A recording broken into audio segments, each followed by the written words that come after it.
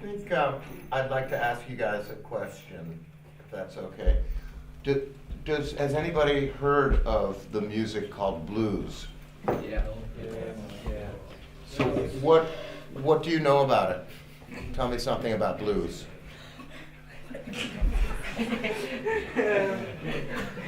In English. In English. I think it's slower music. It's what? Slower music. Okay. Yes. Slow music, that's it. Okay, yeah. Usually it's a very there's a specific chord progression, and Okay. usually the lyrics are about like problems. About, it's what? Problems. Problems, okay. Okay. Trouble. Anybody else? Okay, so we're gonna start out by, I played this instrument, the Mundharmonika, and it's made near here in Trossingen, and but it became very popular in the United States, and it was very available, and we'll talk more about why it's such a good blues instrument after we play a little slow music for you. Yes. That does something slow. Keep up. Yeah. Yeah.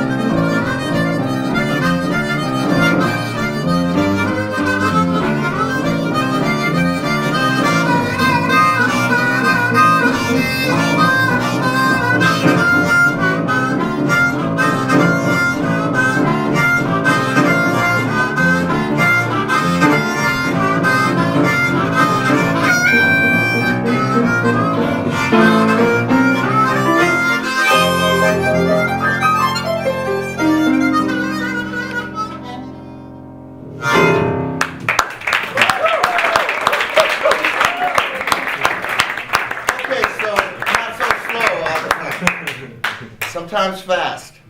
There's a lot of different kinds of blues grooves. We call them grooves. That's called a boogie woogie. Okay, that comes directly out of blues music. And as you could hear, you're absolutely right. Very specific chord changes, 3 chord changes. The first chord, the 4th chord, and the 5th chord. So 1, 4, 5, we call it, 3 chords. Sometimes it's just on the 1. Sometimes it is a tonic blues, where you just play 1 chord. And but we want to start from the beginning. Does anybody know what other kind of music was born out of blues music? Any idea? Pop. Pop music? Jazz. Jazz music? Come on, Hat. What's up? What's on your head? Hip hop. Hip hop, absolutely. A grandson of the blues, absolutely. The blues really probably began primarily in Louisiana, in New Orleans. There was a place called Congo Square. Now, what kind of music is blues music? Who are the heritage musicians? Who are the ones that created blues music? Slaves. Absolutely, that's exactly right. It's music that comes right out of, so it's African American music. And all of us that play this music have learned it, you know, at least we have, because we're older, we learned to play this music from African American descendants of American slaves. Now, American slavery, I don't know how much of it you've studied, but it's one of the most violent and tragic and enduring long histories of any slave institution. So there's been slavery all over the world for centuries, probably since recorded history.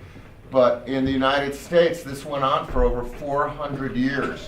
And so they kidnapped these folks from mostly Western Africa and brought them to the United States to raise and work the fields, and they were cotton fields primarily. And so it was a very brutal regime, and the blues came out of the work songs that the slaves, the African workers, sang in the fields. So there was the drum and there was the voice, and they outlawed the drum. The drum became verboten, and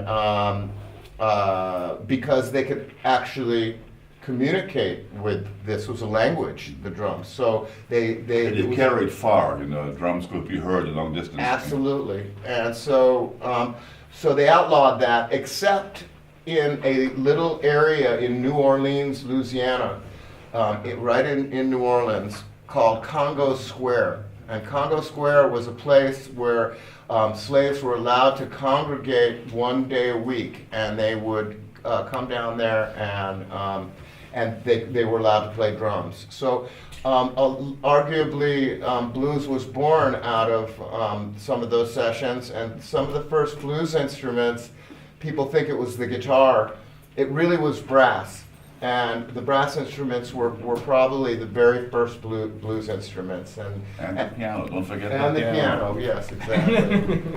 And we have a great piano. We have a great piano player here who went to the United States and to Chicago, and we'll talk about why Chicago. But 40 years ago, and played with some of the great legends of Chicago blues.